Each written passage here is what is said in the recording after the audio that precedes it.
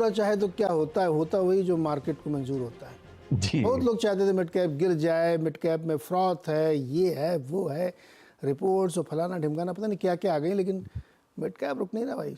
एक साल में 63%, बिल्कुल, 50,000 बिल्कुल। के पार। आपको अच्छा लगता है कि आपको भी लगता है फ्रॉथ है यहाँ पे? देखिए, मिड कैप है ही वैसा। मुझे लगता है कि लार्ज कैप में अगर आप कह सकते हैं कि लार्ज कैप 1 स्टेप चलेगा तो मिड कैप प्रोबेबली 2 से 3 स्टेप चलेगा। और लार्ज कैप आधा स्टेप गिरेगा तो मिड कैप कम से कम 2 स्टेप गिरेगा। तो ये समझ के उस पे काम करना है। मतलब ये है कि ये दुधारी तलवार है, जो लोग मिड कैप गिराना चाहते हैं वो लार्ज कैप भी पहले गिराएं। तो क्योंकि वो तो सब गिरेंगे। देखिए, इश्यू तो वही है ना कि हमने पहले अभी 20-22 साल से तो वही देख रहे हैं, क्योंकि मिड कैप में अगर काम करना है, देखिए मैं इस तरह से देखता हूँ, अगर आपको मिड कैप में सच में काम करना है तो पोजिशनल लेके बैठ जाइए। वो रोज की वोलेटिलिटी मत देखिए, नहीं तो वो मिड कैप हाथ से छूट जाता है। तो बहुत अच्छे अच्छे मिड कैप लोगों के हाथ से छूट गए।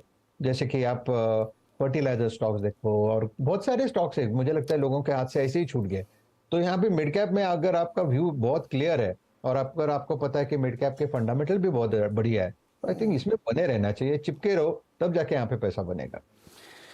चिपके रहो तो पैसा बनेगा। देखिए मिड कैप में जो अभी राजेश जी ने कहा, बहुत ही सही बात कही उन्होंने कि आपको थोड़ा समय देना पड़ता है इसमें। और मिड कैप का मतलब ये नहीं है कि आप जाके कुछ भी खरीद लें।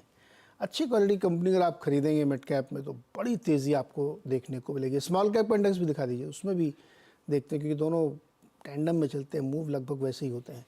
तो ये जो रैली होती है ना, इसमें अच्छी क्वालिटी के स्टॉक खरीदे, समय दें। ये देखिए 12 महीने में 78% स्मॉल कैप चल चुका है। अभी आप इसमें दो ऐसे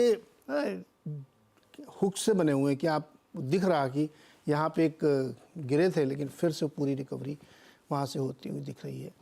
तो इंटरेस्टिंग प्ले है मिड और स्मॉल कैप में। लेकिन जो लोग ये शो देख रहे हैं और ये जो आवाज़ देखते हैं, उनके दर्शक हमेशा सावधान रहें, क्योंकि हम लोग बताते रहते हैं हमेशा कि आपको ऐसी कंपनी से दूर रहना जो सिर्फ हवाबाजी में चल रही हैं। लेकिन जो रियल कंपनी है, रियल ग्रोथ है, उसमें आपको नॉइस नहीं सुननी किसी दूसरे की कि ऐसा हो जाएगा वैसा हो जाएगा। कुछ नहीं होता ऐसे, देखिए आपके सामने ही है। एनीवे, लौटते हैं अपने सवाल जवाब पे। एक सवाल और प्रणव लांबा जी ने दाग दिया है, दूसरा बता देते हैं उनको, जो कि बहुत रात में जग रहे होंगे, वो मियामी है। बंधन बैंक में बॉटम बन गया है क्या? देखिए, बीच में ऐसा लग रहा था, to be very frank with you, मुझे लग रहा था कि ये 180 के ऊपर ये खुद को संभाल रहा है, और जिस तरह से संभाल रहा है इसमें भी रैली आएगी।